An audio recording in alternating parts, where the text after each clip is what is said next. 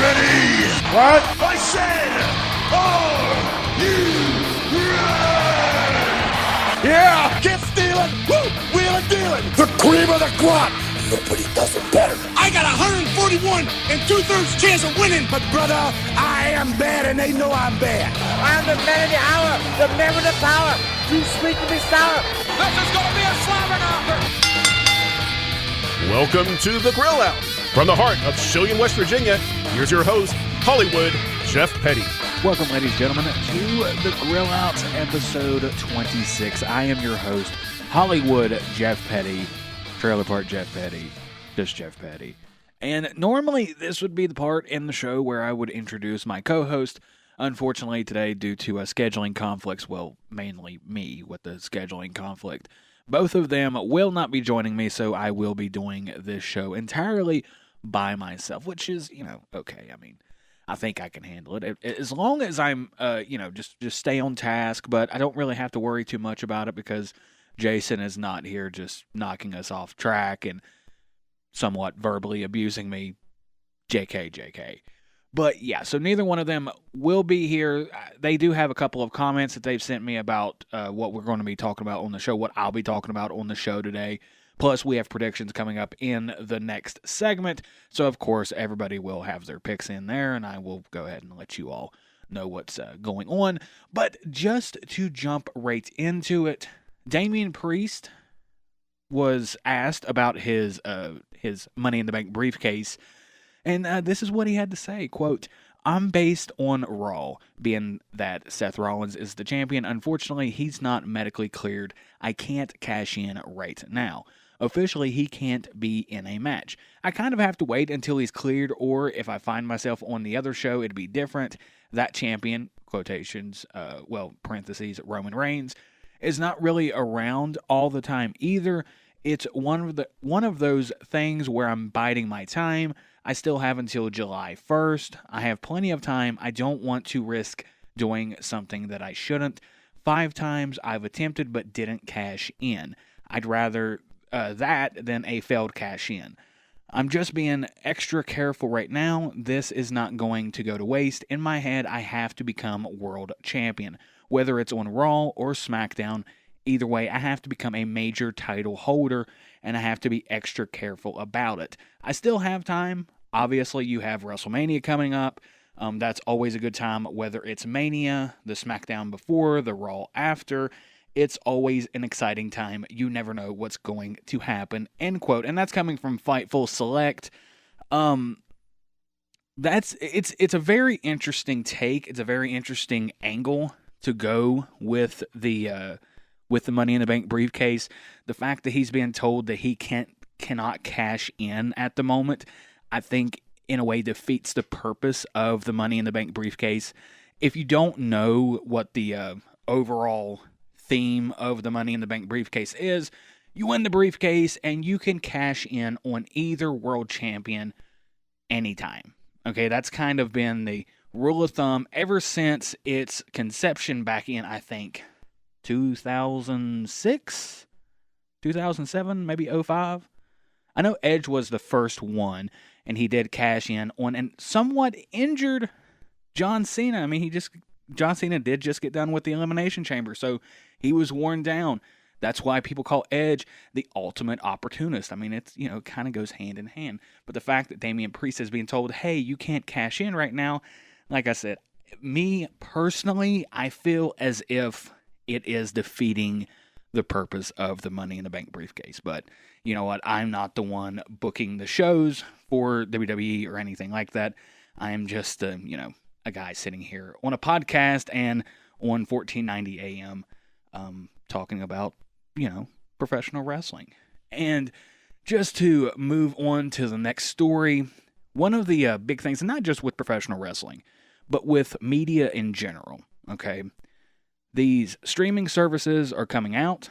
The physical media landscape has changed. WWE has quit producing DVDs and the likes. And it's a big debate going on amongst people right now. You can get stuff digitally, but the thing is, with it being digitally, it can be taken away from you, whether you've paid for it or not. Seems like AEW isn't going to go entirely on that route. Right now, they have a Blu-ray disc coming out of All Out 2023, and let's see, this is coming from WrestlingDVDNetwork.com. This is a tweet from them.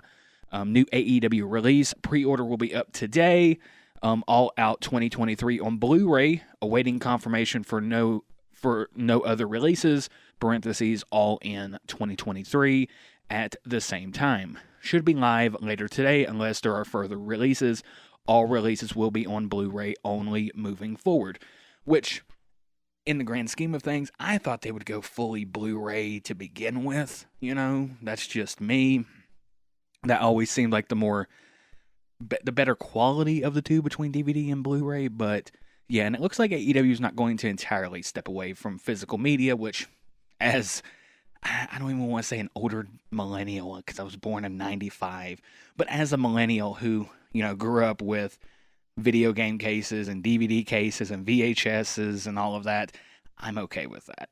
I like to have the physical copy in my hand. It's almost like a book. Like, some people like to have the physical copy of a book and not like an ebook or whatever, whatever's on my Kindle or all of that.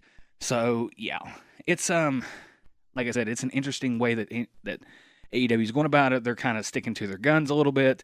They're not going to do DVDs anymore, but they are still going to do Blu-rays. So that is an interesting thing to me. And speaking of AEW, okay, they have a couple of new Backstage agents coming forward. Okay, one of them is newer.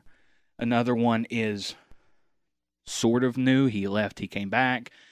First off, we got Rocky Romero is going to the front office for AEW. This is coming from FightfulSelect.com or Fightful.com. Rocky Romero has worked closely with AEW as a liaison between AEW and New Japan Pro Wrestling. He's helped partner relationships between AEW, New Japan Pro Wrestling, and CMLL over the years. Romero also works as an on-screen talent for multiple companies, including AEW. He is the current reigning MLW World Middleweight Champion, and he is currently competing as part of the NJPW CMLL Fantastica Mania Tour. I'm most likely mispronouncing that. But yeah, so it looks like Rocky Romero will go to the front office for AEW and will be sort of working behind the scenes. He has, in the past, as long as I've been watching New Japan, and that was, I think I started watching it in 2017, as far as I know, he's kind of always been in that role. I know he hasn't, but as long as I've been watching, he's been kind of the backstage guy. I know that he did work closely with the Bucks and Kenny Omega and them, and a lot of the English-speaking gaijin in New Japan. And if you don't know what a gaijin is, that is a foreigner in Japan, a foreign talent coming in, like the Bucks, Jay White, Kenny Omega, Will Ospreay, etc., etc. And I think with him going to AEW, that's like backstage-wise, that's a huge get for them. They need somebody with the experience of Romero back there to sort of, be this liaison between all of these other foreign companies that they're wanting to work with. Right now, AEW has this thing going on with CMLL. New Japan has always worked with CMLL as far as I know. So, it is an interesting get, and I think it is a very strong one that they are getting. Another person coming backstage to AEW, returning backstage, would be QT Marshall, or QT Marshall. I don't know if he's going by that anymore. I don't know. I'm not sure. Anyway, this is coming from SCScoops.com. Excuse me. Quotes, earlier this week, it was confirmed that Marshall would be returning to AEW in a behind-the-scenes role. This is quite a surprise, given that Marshall left AEW relatively recently in late 2023. The former leader of QTV has reportedly not been at AEW for weeks prior to his official exit from the company. So, QT's back. backstage. He has a behind-the-scenes role. I don't know if they're going to have him do stuff on screen. I do know that per his agreement, he's able to work other shows, and I think Rocky Romero is as well. I didn't add that one there. But he is able to go and work other shows for AEW, for other promotions. But as far as, this big on-screen role that some people rumored him to want, I don't think that's going to happen. But given how AEW has been this year, I think they've been on the upswing, me personally, just from what I've seen and what I've heard. I think bringing in Rocky Romero is a very smart move. I think bringing in QT, who already has that relationship with the locker room, and from what I've gathered, is a rather highly respected individual backstage. I think that's very smart, and that also is showing, at least to me, that Tony Khan is willing to mend fences with people who have left the company. I know that he has this sort of reputation, and it's warranted sometimes with his behavior on the Twitters. But I think this is, sort of goes against that reputation of him being sort of, kind of for lack of a better term, childish towards other people within the business and all of this. I think Tony is a little smarter than some people give him credit for. Yes, he can be very annoying, but I mean, listen, we're professional wrestling fans. We can be a little annoying anyway. I mean, come on. But anyway. And speaking of just backstage roles, we're going to switch gears over to TNA. And it was rumored this past week that Tommy Dreamer was going to take over creative. And it come to find out that is not as true. That's not as true as everybody was making it out to be. And even Tommy Dreamer himself kind of said no, that's not 100%. That's not correct. This is coming from Cultaholic.com. Quote, a news story emerged over the last couple of days from the Wrestling Observer newsletter that following the exit of Scott D'Amore, it was now Tommy Dreamer who was set to be the new head of creative for the company. However, in the hours that have followed, there were reports debunking this story. In addition to Tommy Dreamer himself speaking up about it, PW Insider have revealed that the story of Dreamer being head of creative is 100% incorrect.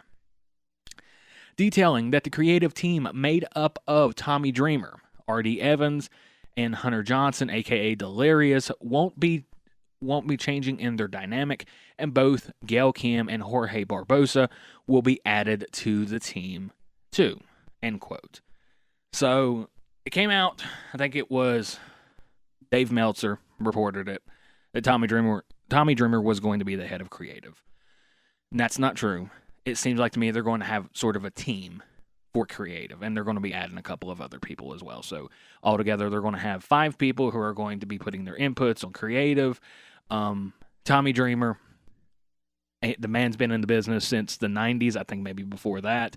That's where he made his name, was in the 90s in ECW. I don't know too much about R.D. Evans or Jorge Barbosa, but I know Delirious, I think he was with Ring of Honor for a while, so, he has a lot of experience there.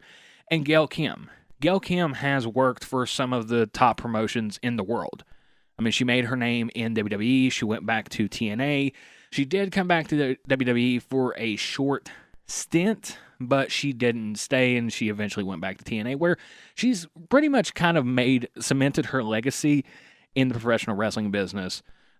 So yeah, it does look like that. Yeah, Scott D'Amore is completely exited the company. And from what I've gathered with that, I guess allegedly they were going to release Scott D'Amore in January. Like they kind of made the decision early January. D'Amore did get word of this. He tried to make an offer to them, okay, to buy TNA, but they didn't want to. They didn't want to go for it. So they have the Hard to Kill pay-per-view. They have this this big rebranding. They have all of this momentum coming into 2024, And just like what I said, I think it was either last week or maybe the week before that, TNA is going to TNA.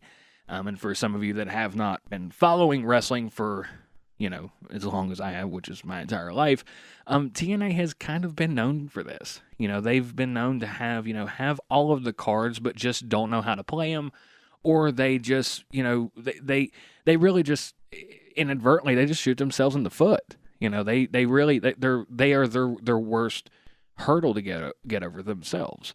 And it's kind of crazy. It kind of shows you how big of a role Scott D'Amore had within TNA, to where they have to have 5 people for creative, and they had the 3, Dreamer, Evans, and Delirious, and now they've got to add 2 more people. So I think it's a big void that's going to be left in TNA with Scott D'Amore's exit.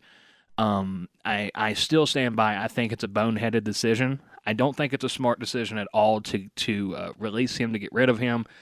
He was the man who spearheaded this. He sort of became the face of the new TNA, Impact Wrestling, all of that. And I've said for the past couple of years, they are a promotion that people have been sleeping on. They've been building up all of this momentum just to sort of come to 2024 and, like I said, just kind of crap the bed with this release of Scott D'Amore. And the gentleman, I cannot remember what his name is, and I apologize for that. I don't have it in front of me. But the gentleman who's going to take over for Scott D'Amore, people, according to talent, they have no hard feelings towards him. They are, they think he is a good person, all of that. He just does not have a professional wrestling mind. He has no connection to professional wrestling. And I can see that point of view. You, as somebody who's been in media, okay, sorry about that. As somebody who's been in media, okay, I've spent, I would say, a third of my life in it now. I went all through college. I've worked with other companies, and now I'm here with WVRC Media. I don't like it when somebody who does not understand broadcasting, who does not understand radio, not even within the business, but outside of the business, I know it's annoying to me when I have somebody who has never worked within radio, who has never worked within broadcasting or journalism or anything like that, and come up to me and try to tell me how to do my job, how to, how the media is like this, how the media is like that. I'm not a fan of that. I've never been a fan of that. And that's not an ego thing. That's like me going into a mechanic shop, and this person's working on my vehicle. And instead of letting them do what they're trained to do, their expertise, I'm just sitting there telling them, well, I think you should do this. I think you should do this. And not that this individual with TNA is going to do that, but I think that is just how some talent are taking it. And I don't blame them. Again, I think TNA, for all jokes aside, going into 2024, I think they had probably the most momentum outside of WWE. I mean, WWE has been white hot for the past 18 months. But I think outside of them, I think TNA was the promotion to have a lot of momentum. And I even said that I think they could have easily taken over as the second promotion. Like, there's not a doubt in my mind that they could have taken over as the second promotion if they would have had the money. They had the talent. They continue to have the talent. So, I don't know. I'm not there. Like I said at the beginning of this, I'm just, a dude talking on a podcast, talking on the radio about something that I have followed my entire life and that I hold dearly to my heart. I've never been that huge of a TNA fan. I'd say up until probably the past few years, I really started to get more into them. But I was never a big TNA fan when I was a kid. I was always a WWE kid, always a WWE guy. But yeah, like it's, I still stand by that. I think this is just a completely boneheaded decision. And that's me. And that is my my humble opinion on this. If you have a different opinion on this, you can email us, thegrillout95@gmail.com, or you can get on the Facebook page. It's, just The Grill Out. Look it up. It's, the link to all of that is in the description below on this podcast, if you're listening to this on a podcast. If you're listening to this on 1490 AM, just go to Facebook. Type in The Grill Out. Give us a like. Like I said, send us a message. Let us know what you're thinking. What do you think about this TNA stuff? What do you think about the backstage stuff going on with AEW? Yeah, go ahead and let us know. What about Damian Priest? What about this whole briefcase thing where he can't cash in right away? I think, like I said, I think that just goes against everything that the Money in the Bank briefcase stands for. But hey, that's just me. Anywho, I'm going to go ahead and stop it right there. We're going to go ahead and take a break. When we come back, we're going to talk about The Rock coming back as Hollywood Rock, among some other things, and also our predictions for the Elimination Chamber. So stay tuned.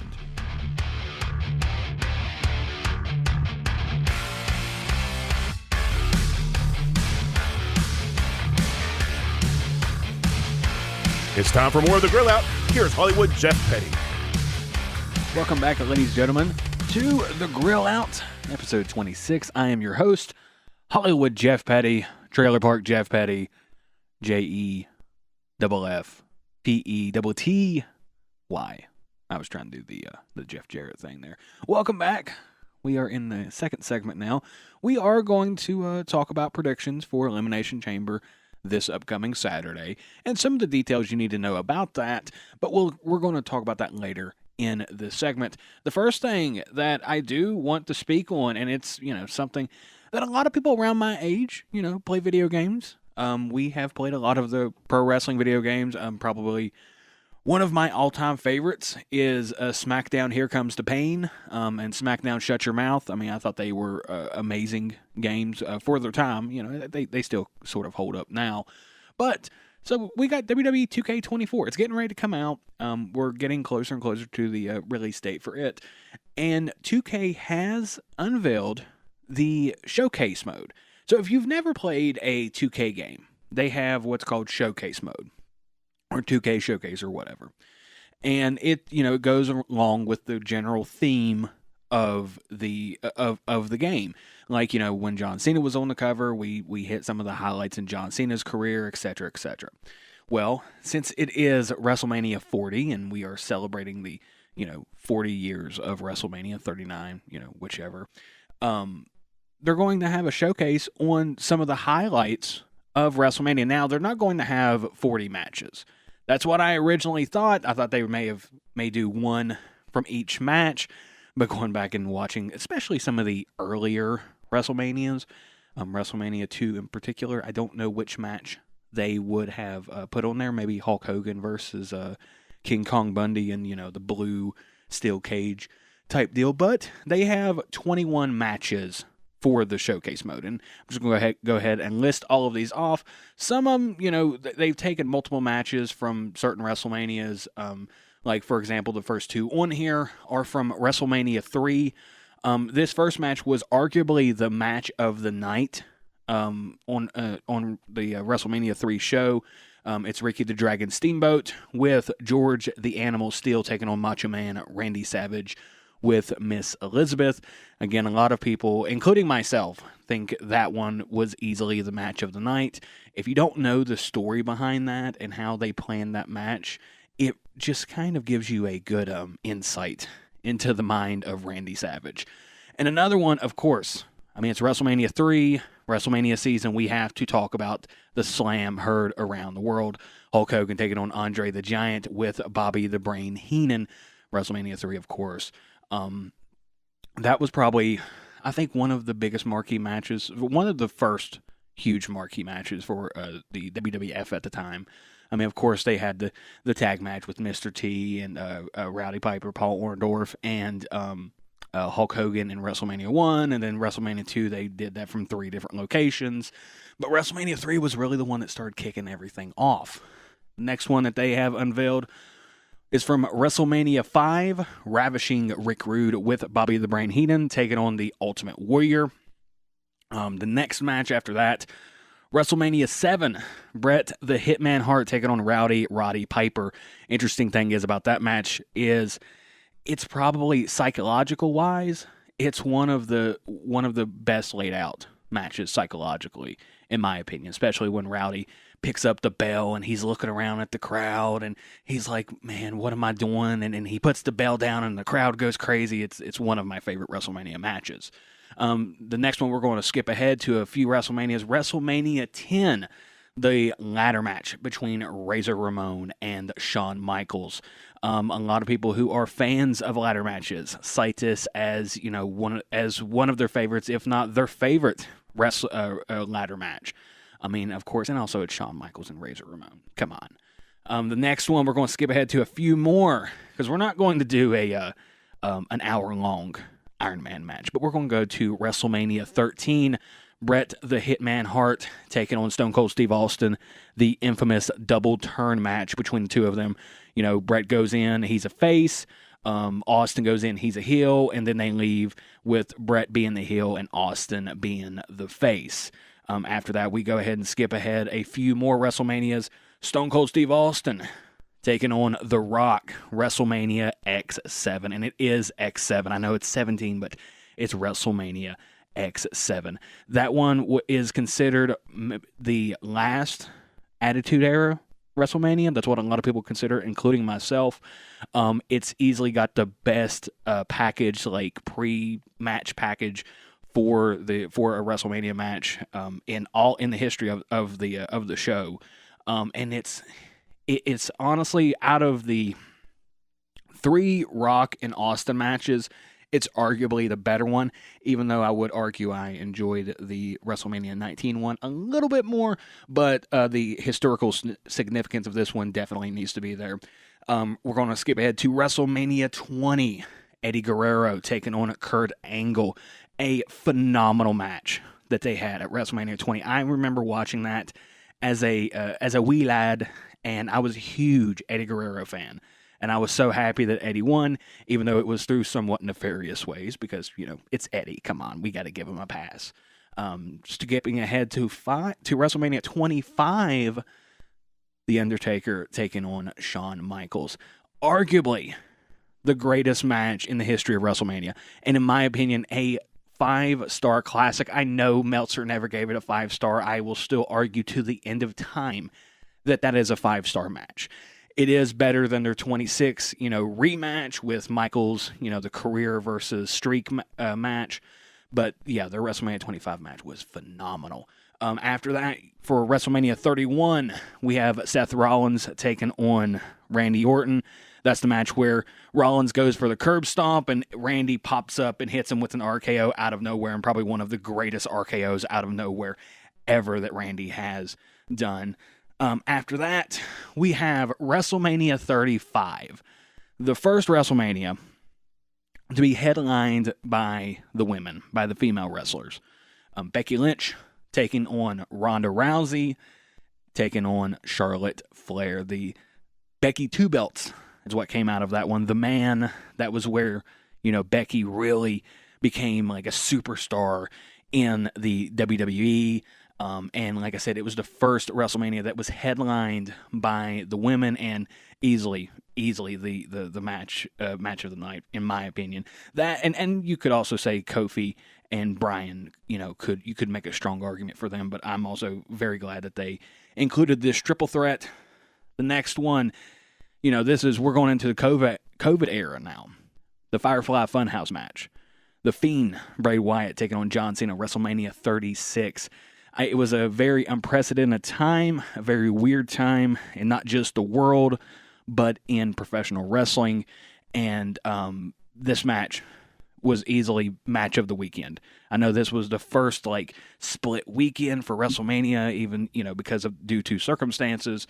It really wasn't planned that way, but some people like the Boneyard match. I thought it was good, but Firefly Funhouse, hands down, match of the weekend for WrestleMania 36.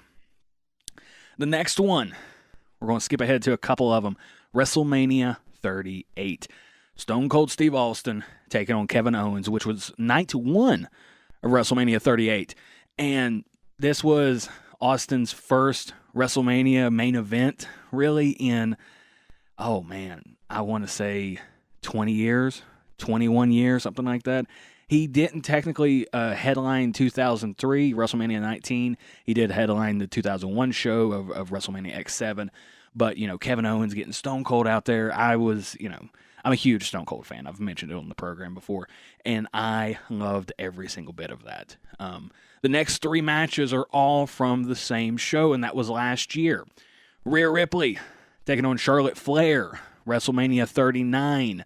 That was something that was supposed to, it was supposed to be Rhea Ripley's coronation, sort of, her coming, to stardom moment was supposed to be WrestleMania 36. But, of course, COVID stepped in and, that we had to kick the can down the road a little bit. She did get her moment, but we had to kick the can down the road a little bit to WrestleMania 39. The next match was where Cody was supposed to finish his story, and he did not.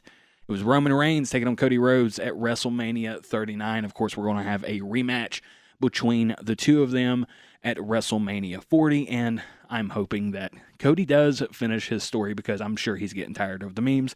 And, they were funny at first, but after a while, y'all it just got kind of unoriginal to me. And the last match for the Showcase of the Immortals part of WWE 2K24, Bianca Belair taking on Asuka. So that is all 21 matches for the Showcase of the Immortals, the 2K Showcase for 2K24. Of course, they're not going to have one from every single WrestleMania. That would be a little redundant. I don't, looking back at some of them, I don't like WrestleMania 9. Like, what are you going to have there? You can't really have the Giant Gonzalez passing out and getting disqualified. The one match in the streak where everybody's like, man, I don't know. But yeah, so that is the 21 matches for the 2K Showcase. It is being called Showcase of the Immortals for 2K24. And yeah. So moving on from that, we have to talk about The Rock. I know we mentioned him a couple times in that, but there were a lot of rumors, some reports coming out that Rock was about to turn heel. We were about to get Hollywood Rock back. And I'm pulling up something right now that Josh sent me. Hollywood Rock, I think, is a little underrated. Even his theme music, it's just so pretentious. Like, I was listening to it the other day. It came on Spotify, and I was like, man, this is just pretentious. I know this is Hollywood Rock, but, So, Roman Reigns introduced The Rock as a member of the Bloodline during this past Friday's edition of SmackDown in Salt Lake City, Utah. Rock sported a look more akin to his Hollywood era Rock in 2003 when he turned heel in his nascent acting days and feuded with Hulk Hogan and Stone Cold Steve Austin before, he goes to Hollywood full-time, came back, I think it was WrestleMania 20, to reunite for the Rock and Sock connection with Mick Foley, and Rock just kind of went back and forth. He did have the, not once in a lifetime, but twice in a lifetime match with John Cena. I was actually not watching professional wrestling around the time. But a lot of people are very happy about this. In fact, I asked a cousin of mine who is a huge, I wouldn't say huge Rock fan, but he was. So back in the day, I say that like I'm incredibly old. But back when I was, younger in the early 2000s, my cousin was a Rock fan and I was a Stone Cold fan. There was other differences there, but that was one of them. So I texted him and I asked him, I'm like, hey, what do you think about Hollywood Rock? And he was like, when I was a kid, I hated it. He was heel. I didn't like it. But like now as an adult, I'm pretty happy. I think it's pretty cool. And yeah, like I think it is too. I think, 1998, even though that's not Hollywood Rock, but 1998 to early 2000s Rock, that heel persona was pretty great, even though he was babyface in there a couple of times. So I asked Josh and Jason, what they thought about it. Josh did send me something. He said, just to comment on the Rock segment, I thought it was great in the ending scene of them all holding up the ones. had Nation of Domination vibes. Also, Rock had a $500 shirt on that was sleeveless and didn't have a button up. But hey, it's Hollywood Rock. He can do whatever he wants. Trust me. He outranks me, Hollywood Jeff Petty. Trust me on that one.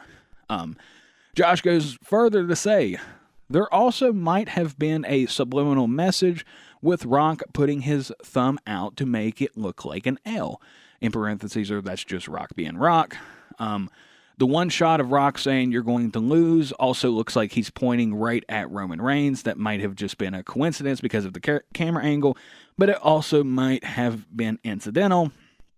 He also told somebody in the crowd that he was going to slap something off of their lips. I will not say what he exactly said to them, because we try to keep it family friendly here. And I'm not doing that. I don't have the money for a fine. Okay. The Rock does. I don't. Okay. Like I said in the previous segment, I'm just a dude talking about something that he loves, professional wrestling, on a wrestling podcast, and is able to get the opportunity to do so. Excuse me. But I think it is a good thing. I really do. I think it's, the direction they were going in, obviously people didn't like, and I still am not under the belief that this was the plan all along. I don't buy that. I don't buy that for a second. I've watched professional wrestling too much in my life, and I know when they've had to, when you get booked into a corner and you got to pivot real quick. I can recognize that. I'm not, I could be pretty stupid at times, but I'm not that stupid. But my concern is, and I was talking to my cousin about this, is, and he shares the same sentiment, is this going to outshine Roman? I mean, I think that's a pretty solid question. Roman Reigns is the undisputed WWE Universal Champion, okay? He's held the title since 2021. He's going on over, I guess, I think maybe 2020. No, I think it was 2020 when Roman won the undisputed title. But I'll go ahead and look it up real quick. But yeah, I hope that Rock does not, excuse me, I hope Rock does not outshine Roman. Okay, they've built him up. Yes, people were not the biggest fans of him at first, when he was this whole white meat babyface stuff. But I think that people, really need to, people really need to just, what am I trying to say here? The Rock, they need to book it to where The Rock is seen as an equal to Roman. And it's going to be hard. It's going to be hard because it's Dwayne Johnson. He's arguably one of the most recognizable movie stars in the world. Okay, in the world, not just in the United States, in the world. And he, people are going to gravitate towards him. So I just hope it does not outshine Reigns. And actually, Reigns won the Universal title on August 30th, 2020. That was in the Thunderdome era of WWE.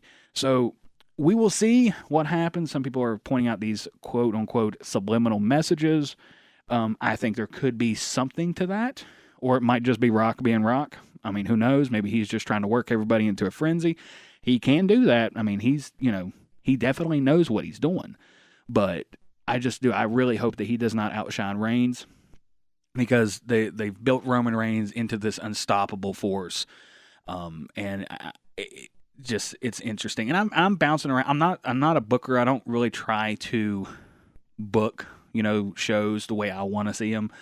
But I'm bouncing something around in my head, and I don't know. I may mention it on the podcast. But so we have Hollywood Rock back. And just like what I said at the beginning of this segment, we have Elimination Chamber predictions. There's only 4 matches on the card, two of those being Elimination Chamber matches. We have, just go ahead and give you the first one. It's for the tag team titles. You have Judgment Day, Finn Balor and Damian Priest taking on New Catch Republic, which is Pete Dunne and Tyler Bate. I could see it going either way, but I really see Judgment Day coming away with this one. Josh says the same thing. He's, the guys sent me their predictions of what they thought. I am defending my title. okay, as the World Heavyweight Predictions Champion, the Grill Out World Heavyweight Predictions Champion. Yes, I renamed the title, and it's got some nice little stickers on it. I had to spruce it up a little bit. So Josh and I both have Judgment Day. Jason has New Catch Republic.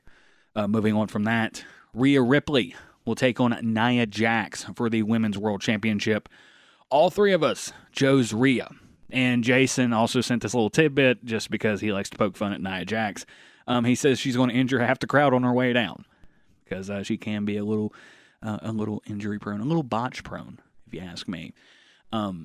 Next match, we have Elimination Chamber match for a chance at the Women's Championship at WrestleMania 40. Bianca Belair taking on Becky Lynch, Liv Morgan, Tiffany Stratton, Naomi, and a Battle Royale winner. Now, of course, when this comes out, the Battle Royale winner will not be announced. Like, it won't, we won't know who it is. Today, February 18th is when the podcast will come out.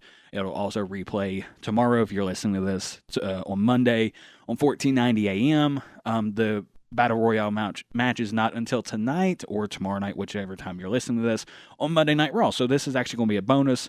With that part, I'll get to that here momentarily. But all three of us chose Becky. I wanted to say Bianca, but I really think Bianca is going to take on who I think is going to be the winner of the Battle Royale. I'll say that here momentarily. But yeah, I wanted to say Bianca, but I don't see it being her. I see it being Becky. I see Becky taking on Rhea Ripley. And the last match for Elimination Chamber will be Drew McIntyre versus Randy Orton, Bobby Lashley, LA Knight, Kevin Owens, and Logan Paul. Don't see Logan Paul doing it. I wanted to see Kevin Owens do it, but in a way I don't see that happening either. Same for LA Knight. Bobby Lashley possibly, but still no. Randy Orton, I could see Randy Orton doing it, but my pick, and same for Josh and Jason, we all picked Drew McIntyre. They've sort of been setting him up to be the person to take on Seth Rollins at WrestleMania 40 since, CM Punk became injured and everything, and that reported match is now not happening. And the bonus for this predictions is, who do we think is the winner of the Battle Royale on Raw? Okay? Josh and myself are both saying Jade Cargill, and I do think that they may be setting her up with a match against Bianca Belair at WrestleMania 40. That's just my opinion. I can see it going in that direction, but I could be wrong. And Jason says Shayna Baszler. I would love to see Shayna do it. I've said it on the program before. I think she's a killer. I think she is amazing at what she does. She's definitely one of the most believable people, believable women on the roster. Really one of the most believable people on the roster, regardless of gender. But yeah. So just to give a recap on our predictions for the tag match, Josh and I both said Judgment Day. Jason went with New Catch Republic. For the women's match, all three of us said Rhea Ripley. For the women's Elimination Chamber match, all of us said Becky, which I think is a pretty safe bet. And for the men's Elimination Chamber match, we have Drew McIntyre, and all three of us chose Drew. For the bonus, Josh and I both said Jade Cargill, and Jason said Shayna Baszler. So that's all of the predictions for Elimination Chamber. Just to give you a quick, heads up in case you do not know, Elimination Chamber will be this Saturday. We'll talk about it more in the next segment, and it will be starting at 5 a.m. So just a little bit of a heads up there, and we'll talk about that in the next segment because we have the main event and on this day in wrestling history coming up.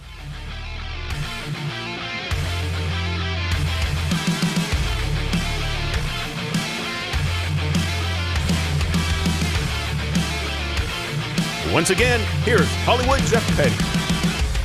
Welcome back, ladies and gentlemen, to the final segment of the Grill Out. I am your host, Hollywood Jeff Petty, Trailer Park Jeff Petty, JEFFPETTY. It doesn't have the same ring as when Jeff Jarrett does his. It really doesn't. Maybe I need to have a double Y. I don't know. Anyway, I'm not no Hollywood Rock either. I'm just Hollywood Jeff Petty. I'm just a dude from the trailer park. Anyway, we have On This Day in Wrestling History.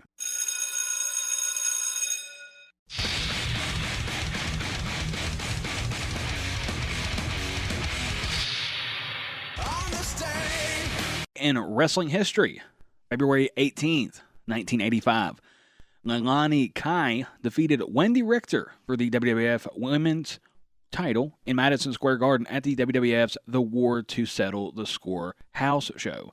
Richter would get a rematch for the title a month later at the very first WrestleMania, where she was accompanied to the ring by 80s pop icon and New York native Cyndi Lauper. Yeah, we talked a little bit in the previous segment about WrestleMania 1, the main event mainly, and the showcase mode and all of that for 2K24.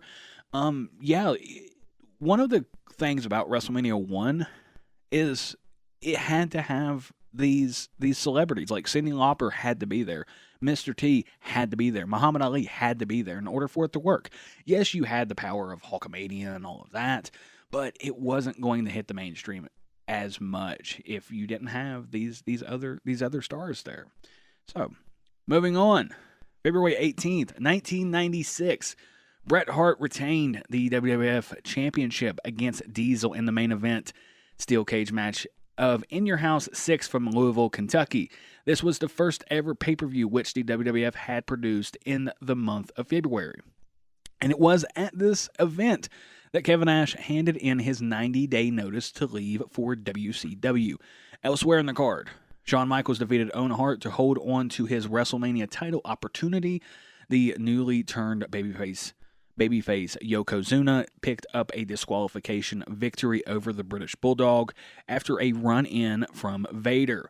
Razor Ramon defeated the 1-2-3 Kid in a crybaby match, and Hunter Hearst Helmsley pinned Duke the Dumpster Droese.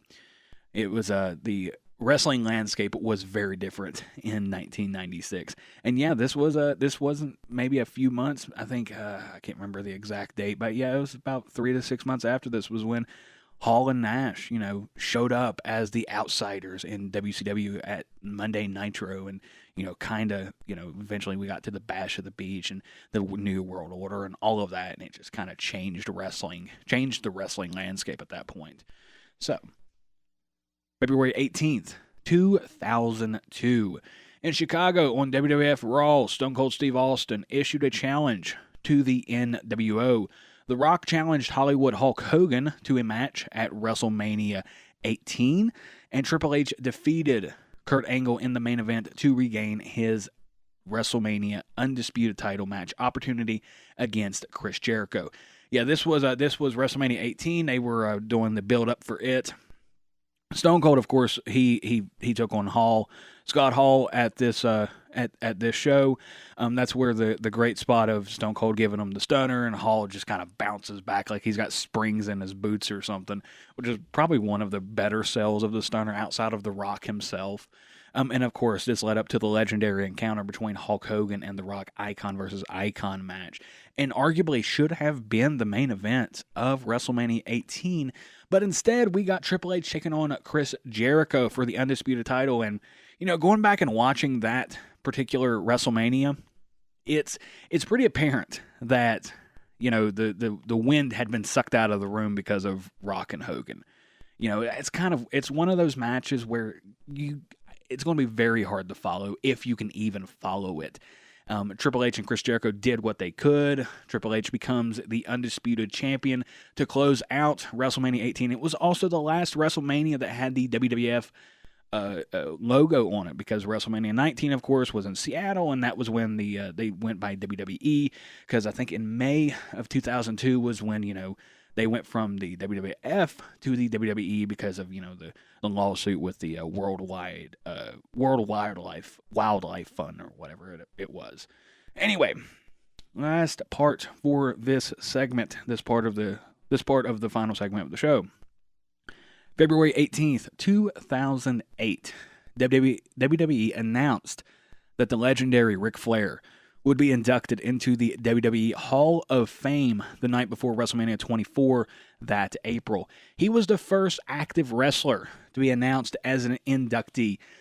This this storyline with Ric Flair. It was during the time Eric Bischoff comes out, I think it was a couple months before this, maybe a month before this, basically says it was him or Vince that was like, the next match you lose, you're done. We're not doing this anymore. And after that, Flair's having all these matches with all these different wrestlers, and there's a couple times where you're like, oh, no, he's going to lose. His career's going to be over, and he pulls one out, pulls the rabbit out of the hat. And, of course, this leads up to one of my favorite WrestleMania matches, one of my favorite WrestleMania moments against Shawn Michaels. The infamous "I'm sorry, I love you," and then the sweet chin music to the head, and Flair he's got his hands up because he's going out on his shield, and it's like Old Yeller, and I will admit I am a 28-year-old going on 29-year-old grown man right now. I will fully admit I cried. I cried watching Ric Flair get put down like Old Yeller. I did. It was, sometimes, and I don't mean for this to sound pretentious or anything, but sometimes professional wrestling can just be a beautiful thing. It can be anything you want it to be. That's why I like it so much. It can be anything. It can be funny. It can be serious. It can be sad. It can be happy. It can take you on a roller coaster of emotions. And the Ric Flair storyline of the next match you lose is going to be your last match. We're not going to talk about TNA. The next match you lose is going to be your last match. In my opinion, is one of the best storylines in all of professional wrestling. And I wholeheartedly believe that. I'm not just saying that so that people will listen to this or have a hot take. I truly, in my heart, believe that. And also, I have friends of mine who still reenact it, and yeah, I mean, it's still talked about. Here we are, almost 20 years later, and we are still talking about that match. It's just it was just a great match for that time. I mean, it was awesome. Final part of the segment, we have the main event. And the main event, of course, if you're new to the show, is where we go ahead and we give you an update on what your week in professional wrestling is going to look like. We are starting to get into the warmer months, so we're going to start having some more independent shows. We don't really have any locally this upcoming week. We will as the weeks go on. But this week in professional wrestling, of course, Monday night will be Monday Night Raw. Tuesday will be NXT. And side note on that, NWA Power, okay, we've talked about on the program before, they are not going to be showcased on, they're not going to be on the actual CW channel. They're going to be on the CW TV app. So you can catch them on Tuesdays on the CW TV app. So NWA Power is on Tuesdays on that app. Wednesdays, obviously, is going to be Dynamite. Thursdays will be TNA Wrestling and Ring of Honor. Friday will be Rampage and SmackDown.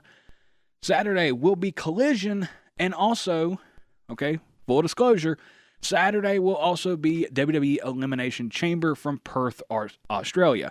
I said in the previous segment that the start time for it will be 5 a.m. Eastern Standard Time. Yes, that seems very early. My advice to anybody that does want to stay up and watch it, take a power nap. If it were around 2 a.m., 1 a.m., I would just say just tough it out and go for it, because that's what I would do. Like, when I would stay up and watch New Japan Pro Wrestling, and I wanted to watch it live to where I didn't have any spoilers come up on my social medias, I would stay up all night. But since it is a 5 a.m. start time, depending on what time you get home, whether it's in the evening or you work night shift, or, if you work night shift, you're golden. You're golden to get to watch this live. And you might be a little excited because you're like, oh man, I could finally watch a wrestling show live. Just, get you a power nap in, depending on what time you get home. Set your alarm. I always set mine maybe an hour before the show starts. That way I could kind of get the cobwebs out and get woke up. Maybe get some coffee in me. So that would be my advice. Just take a quick power nap. And then once the show is over, just try to enjoy your day. Maybe take another nap later in the afternoon, and then go to bed early that night and call it good. It's crazy what we will do as professional wrestling fans to watch our professional wrestling. So That's the show, ladies and gentlemen. If you have anything, any comments, anything you would like for us to cover, you can email us, thegrillout95, that's all one word, at gmail.com. Or you can like the Facebook page, simply The Grill Out, and you can message us there. You can also, if you're listening to this on 1490 AM, you can also catch us on Spotify. You can catch us on YouTube. You can catch us on Podcast Addict, Spreaker, YouTube. I mean, yeah, we're kind of all over the place. And also check out some of the other shows that we got going on through the WCHS Podcasting Network. We have Let's Talk with Carl Lee, and of course, other shows that are, live, like the Dave Allen Show on 580 Live is also uploaded there. And then we have stuff from Hotline and all of that. So that's going to do it for me, ladies and gentlemen. I hope you all have a wonderful Sunday or Monday if you're listening to this on 1490 AM. And until next time, my fellow wrestling fans, have a good one.